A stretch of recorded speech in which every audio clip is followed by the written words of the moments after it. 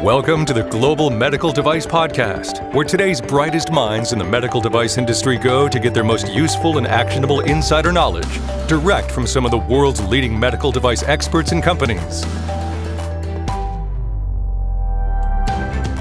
You know, a few years ago, I discovered mindset and meditation and the importance of breath work. And for the past few years, I and many of my colleagues at Greenlight Guru have been working with a mindset coach. His name's Kevin Bailey. He's with Dreamfuel. And I thought it was worth sharing some of the things that I've learned and that Kevin teaches with the medical device community. So I hope you enjoy this episode of the Global Medical Device Podcast.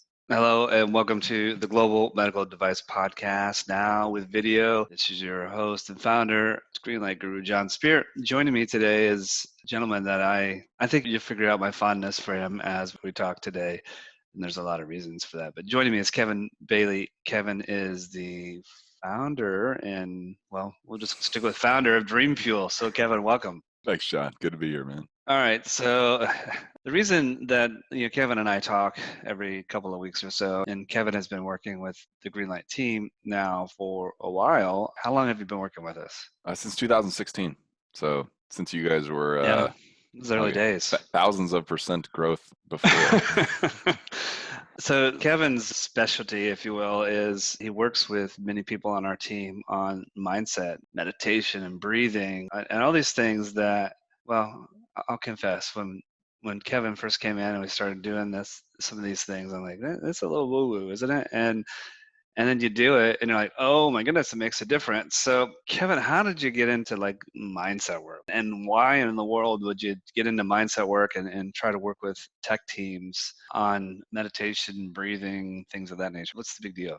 Yeah, so I really got into mindset when I was a CEO of a high-growth startup called Sigh when I was in my 20s. And I was amazed at just the mental toll that role took on me and how strong I had to be mentally. I didn't even understand what mental strength really was and resilience. I mean, I'd play some sports and stuff like that, but it was a whole nother level. And I was challenged a lot, and I ended up meeting a neuroscientist, Dr. Diane Powell, who started just giving me some tools and some tricks that I could use to work on mental models that helped me reframe the experiences I was going through and have a more positive attitude as I was leading people, and those people were kind of taking cues from me about how the business was doing and was I motivated on a given day or not. And it really kept me from burning out, and it also hurt me. And then I started a meditation practice at that point also that ended up going very deep. And, people like the CEO of Greenlight, David, and you started asking me what I was doing, and then started asking me, hey, is this something you'd consider teaching to my team?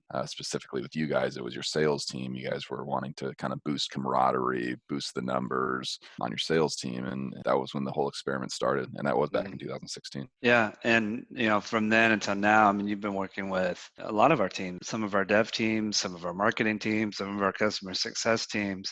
And I can tell you, anyone who's worked with you in the program, that it changed the world. It did the same for me. And that's part of why I wanted to bring you on to the Global Medical Device Podcast, because I know there's a lot of folks listening, a lot of people out there, a lot of companies that are trying to do great things, and we're trying to do great things at Greenlight. And I truly believe that working with you on mindset, breathing, and just some different techniques, that it made a big difference. If nothing else, we felt better. And I try and get down to the basics of why mindset is such an important practice for success in a company. A lot of people don't realize this, there's been a number of different studies that have kind of tried to get at this, but you could say approximately 95% of your thoughts are subconscious. And that means they're kind of automatic programs running on autopilot, kind of looping in your head, and you can hear them. If you really pay attention. Certainly if you meditate, you hear them all the time, but you're not consciously firing those thoughts off. They're being actually fired at you like a heartbeat. If you look at an electroencephalogram, you'll see, it's like a heartbeat. There's just thoughts constantly cycling. And other studies that have looked at those thoughts have found that, somewhere around 70 to 80% of those thoughts are negative, disempowering, limiting beliefs. So your average person out there, 95% of their thoughts are on autopilot, unconscious, subconscious, right below little sub-perceptual thought. And the majority of those, which are actually controlling your behaviors and your actions and the way you treat people, are negative, limiting, telling you, things like deserve this, money doesn't grow on trees, like firing things at you that as a high growth entrepreneur, you really don't want to hear coming from yourself. And those thoughts then permeate to kind of your nonverbals. The vast majority of communication is nonverbals. So you can say one thing, you can say you're excited, you believe in the company, you believe in your mission and stuff. But if you have those negative thoughts firing off in your head constantly, your nonverbals aren't going to match. And frankly, the way that I characterize it is it's most people that don't do mindset work, and that's pretty much at this point, most people who aren't professional athletes. So professional athletes do a lot of mindset work, some top executives, but most people aren't. This is very early stage stuff right now. They're beating their head against a wall, and the wall that they're beating their head against is their subconscious mind. All the programs that were taught them when they were disempowering, and they're trying to get through and past these limiting beliefs, and it is exhausting. So much energy is wasted on it. And my thing is like, why waste the energy? Just get those out of the way and clear the path. And it's so much easier, as I think you've experienced in many of the executives and salespeople and stuff I work with. Yeah, I mean, the whole idea of what we're trying to do, and I would imagine many of those listening, is it's about peak performance. And especially if you have a team, it's important for that team to have similar points of view or similar objectives and missions. Alignment is probably a good word. The mindset work that you've done with our teams improve our peak performance. I mean, numbers don't lie. And from the time we can look at, I don't have them memorized in this moment, but we can look at our team's performance before and after working with you in Dreamfuel, and there's a difference, measurable difference. Thank you, man. I think you brought up a good point there, which is about consistency across the team. The nice thing about the mindset work that we've been doing and that we do with all of our clients is that it's really grounded in neuroscience. These fundamentals and principles of performance, and more importantly, happiness, are rooted in science. So when your team gets aligned around having a balanced mindset or whatever we may be working on at a given time to be higher performance and more happy, there's nothing mystical about it. I mean, it's just these are the proven practices that, like I said, in most cases, professional athletes are using right now to perform at the very top of their game. Why wouldn't executives and teams use it? And when a whole team gets aligned around these principles, you take like gratitude, for example, and the various practices we do around gratitude. When a whole team gets aligned around those, everybody knows where they're trying to go with their mindset, and then they can use that, and it obviously parlays into making better decisions about how they handle leadership, a given objective they're working on, a sales call, whatever. These things are very rooted in science. Yeah, and tapping into that, it's the untapped potential that I don't know where it isn't happening in the world today, but I know growing up in the United States, talking about mindset meditation, it's more common today, but let's just say in my formative years, we didn't talk about that. I mean, maybe I heard meditation and you think of some, guy on top of the mountain sitting. Let's have this conversation. I've been thinking about it a lot lately. We just got published in Inc. You guys got published, and you mentioned, the impact that mindset had on Greenlight's culture. And, it started off, the author of the article kind of talked about how it's kind of strange. And, like you guys are looking for the people with the right energy to join the company and stuff like that. And I think we're trying to kind of take these practices that have been utilized for eons to help people be happier and perform better, wrap them with some neuroscience so that people can accept and understand them. But there's still that stigma around what you just mentioned. It's like, oh, meditate. But there's still like people that, like think meditation is for hippies or something. And they haven't read the hundreds of stories now in Harvard Business Review and other places talking about top executives meditating. So let's unpack that a little bit, man. I'd love to talk further about that, because I think it's stopping people who need this stuff from doing it. And I want to pierce that veil. I would like to really help people understand. So I remember, let's go, I don't know, 20 years ago, something like that. I read a book.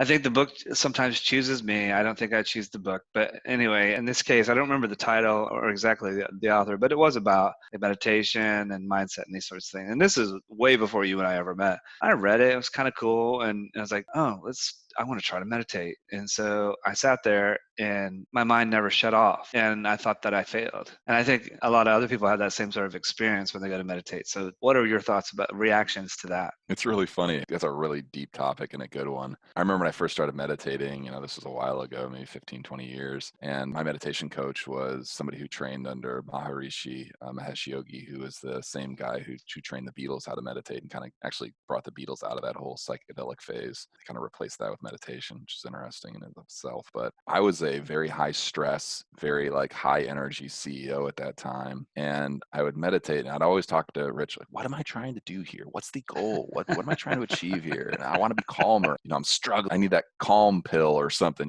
Rich would kind of look at me and, he'd kind of say like, when's the last time you did something that you didn't have an outcome that you were trying to go after? When's the last time you just did something purely for the sake of doing it, purely for the joy? And he was a former fighter pilot in Vietnam, and he had PTSD that he cured with meditation. He would always tell me after every meditation, I get done, I'd be like, Rich, I'm not feeling much calmer. I had a bunch of thoughts. I'm anxiety.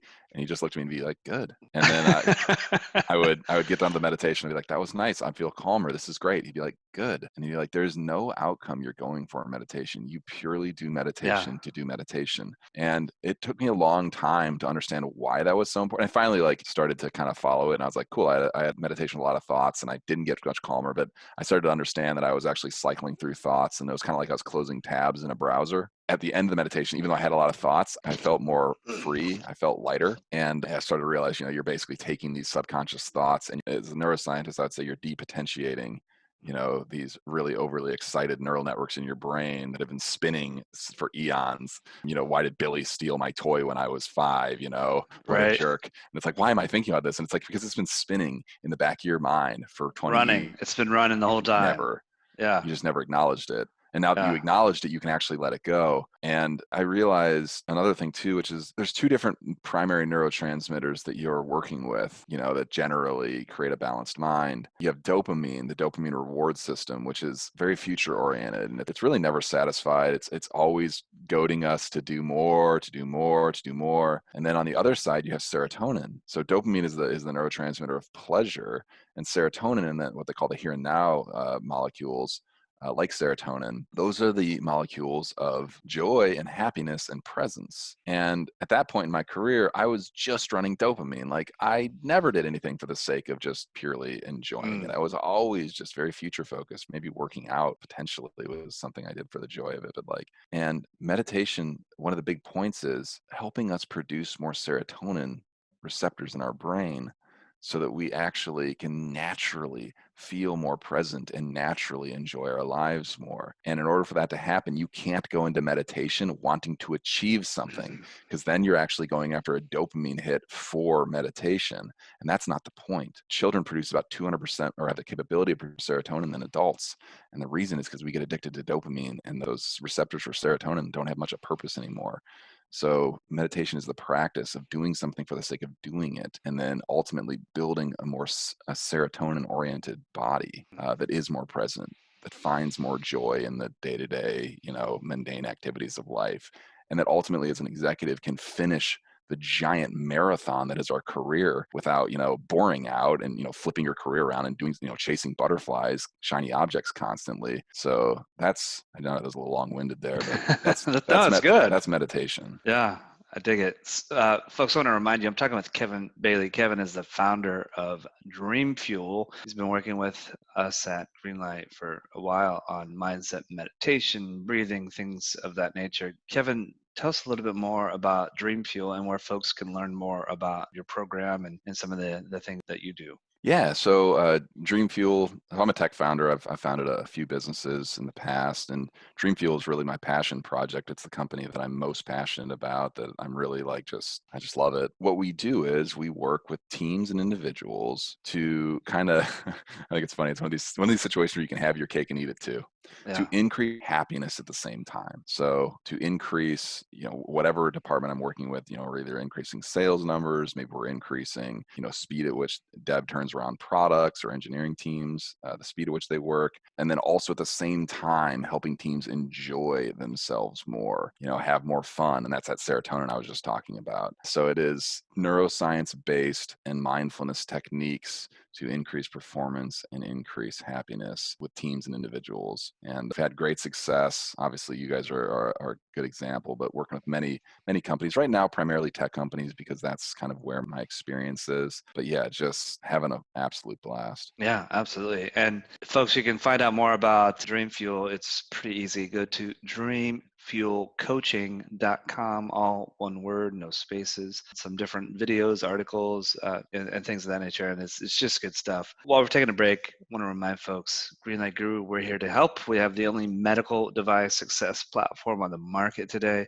It's a tool and a solution and workflows that are designed specifically and exclusively for medical device companies by actual medical device professionals. And we work with our customers to help them achieve all sorts of greatness, from regulatory clearance so that they can get their product to the market, to obtaining ISO certification, and so on and so forth. I would encourage you to check it out if you haven't already done so. www.greenlight.guru.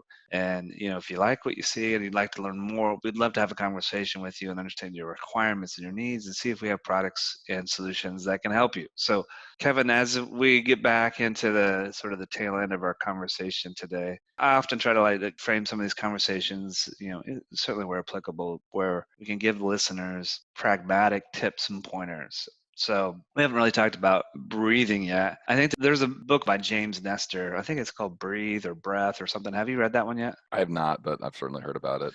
It was interesting to me because there's a lot of science to breathing. There's a ton of science, and I underappreciated it way. You're teaching these different techniques. You're like, try the pranayama, let's do the Wim Hof, let's do the boxing. I'm like, what is all this stuff? But I guess breathing, what is important about that? And what can people do about it?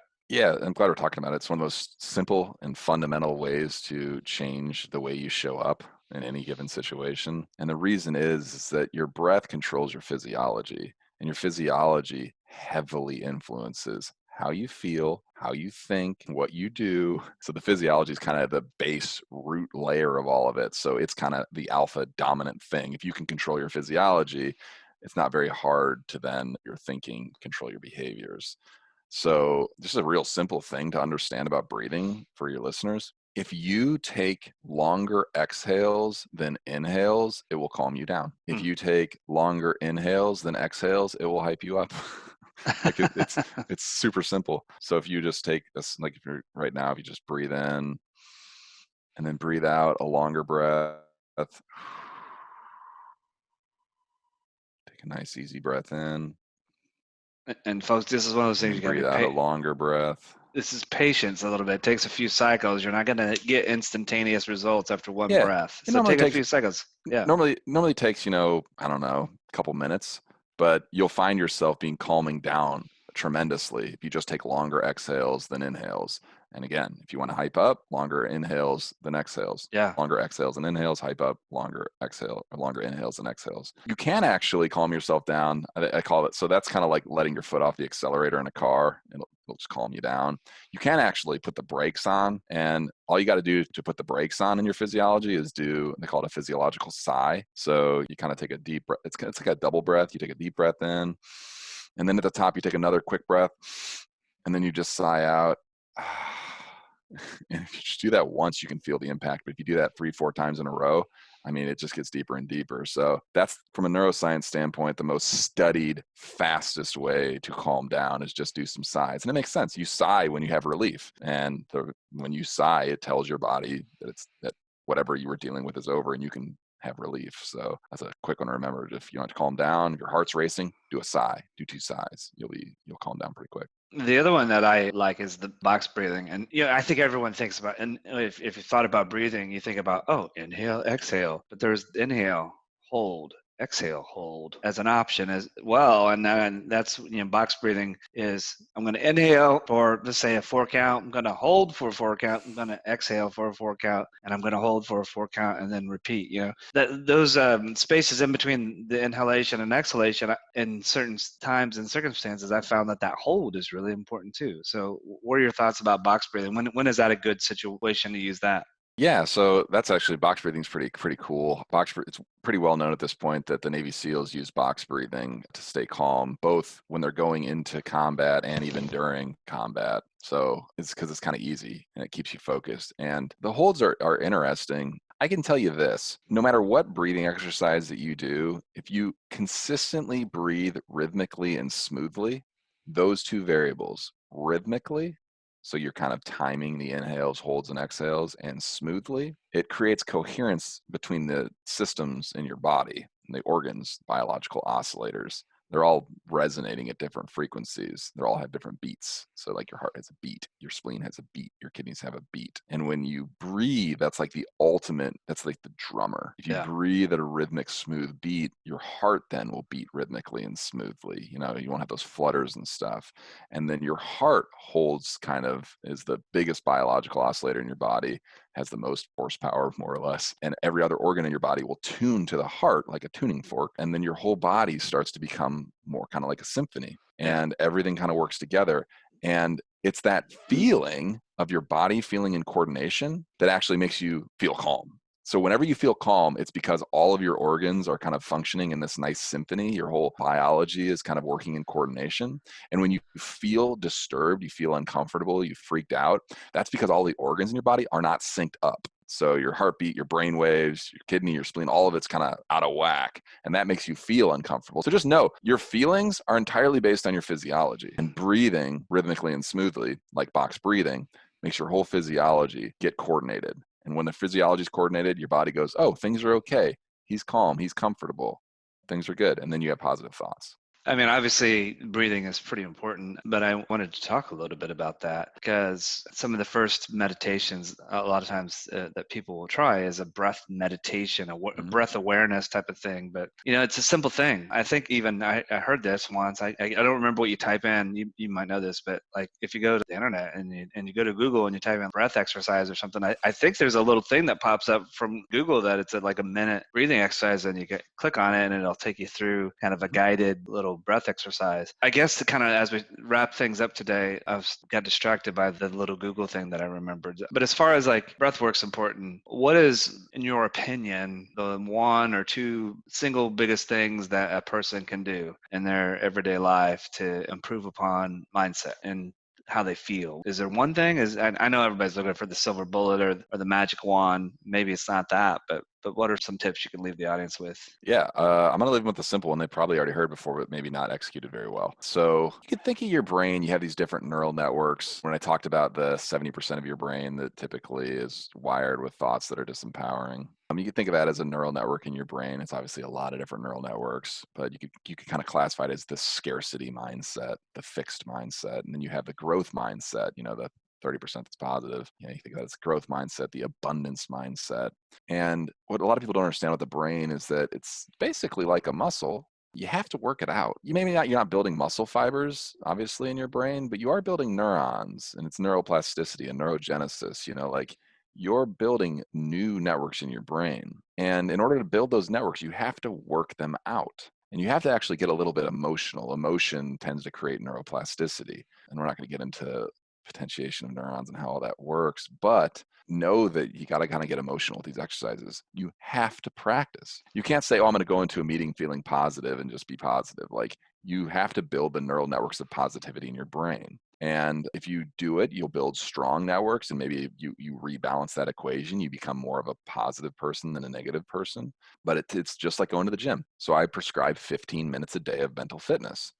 And if you want to do, like, let's say, like the basic fundamental get started on practice, it's gratitude journaling. Gratitude is the emotion of abundance, the emotion of growth. It is the emotion of receiving, you know, like you want to win, you want to receive good things in your life, be more grateful. So that practice itself, if you just do it for, like, I don't know, even 5-10 minutes every day, it's like going to the gym and working the abundance, the growth mindset within your brain to hopefully turn it into a superhighway that all the electrical impulses in your brain want to go down instead of going down the scarcity network. So you're strengthening you're building new neurons, you're building more connections. And it's such a simple practice. I mean, literally, you just get a journal at the end of the day, just think about your day, and you just write from your, say from your heart, from your intuition, write about what you're grateful for, what happened. And then you can all go back in the past, think about things that happened a long time ago that you're grateful for. And we don't have time to get all this, but you can go forward in the future. You can start writing gratitude for things that you plan to do or things that you expect to happen. In our society, we are not a gratitude oriented society. We have Thanksgiving, but most of the time we're like, we're not good enough, So if you just spend 5 to 10 minutes a day working out that gratitude network, you're going to run some serotonin, you're going to build the abundance neural networks in your brain. So hopefully over time, you start to become a more optimistic person. Yeah, I can tell you, I don't do it daily all the time. I do it often. I should do it daily, but I forgive myself for not doing it every single day as well. But the gratitude journaling is really key. I mean, and just do it. Set a timer for a few minutes a day, and don't worry about what you're writing down. I mean, I'm thankful. I appreciate this seagull decoration that's on my table. I mean, that's okay if you have a mental block. Just look around your room. I mean, you got something in there that you appreciate and you're grateful for. So don't overthink it. Yeah, and like I said, it gets easier. In the beginning, Yeah. it can almost feel inauthentic and not natural. Yeah. But that's because those networks are so atrophied, but as you keep doing it, you start to build strength. You're like, I'm, benching whatever, 300 on gratitude, It's like anything that we do. See it more. Yeah. The first time you did something, I'm going to guess you weren't an expert and excelling at it. This is the same sort of thing. So I think remembering the breath work is important. Gratitude journaling is important. And I think these exercises, if you start to do those on a consistent basis, naturally lead you to other things of interest, like maybe, different types of meditation. But I'm going to tell you folks, a little secret, you do a little bit of breath work, some box breathing, or a shorter inhale than an exhale, or the opposite, and you do that for a few cycles. Hey, give yourself a hand. You just did some meditation. Gratitude journaling. Hey, you just did some meditation. So don't worry about the label so much. Just, be appreciative for what we have. Be grateful for what we have. Final thoughts before we call this one a wrap today. Yeah, I think it should re-emphasize the point. It is mental fitness. If you want to be a higher performance person, enjoy your life more, you just have to set aside 5-10 minutes a day to do any of these techniques, and there's plenty of resources out there to learn these.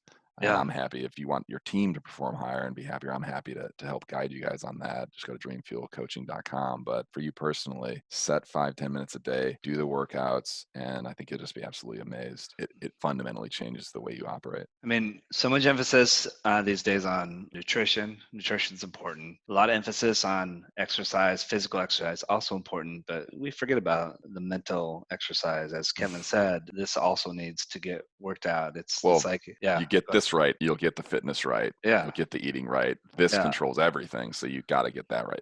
But we got it backwards. You got to get this right first. Energy before action. Energy before action. Kevin, thank you so much. I wanted to share, some of what you've done for me personally with those who listen to the Global Medical Device Podcast. I think this was a sort of a great primer to get folks thinking about this topic. So thank you so much. Oh, very welcome, John. Thank you so much. Kevin Bailey, the founder of Dreamfuel. Check it out, dreamfuelcoaching.com. Lots of stuff there. You'll be able to find out how to get a hold of him. But Kevin works with teams and can put together a program for you and your team to help with culture, performance, attitude, all of those sorts of things that really are important for high growth individuals and high growth companies. So check it out. And again, thank you so much for being loyal listeners of the Global Medical Device Podcast, the #1 podcast in the medical device industry. And that's all thanks to you. Our marketing team shared with me the other day that we passed an amazing milestone recently. We've had over 500,000 downloads. So thank you all for listening and for sharing with your friends and colleagues. This is your host and founder at Greenlight Guru, Jon Speer, and you have been listening to the Global Medical Device Podcast.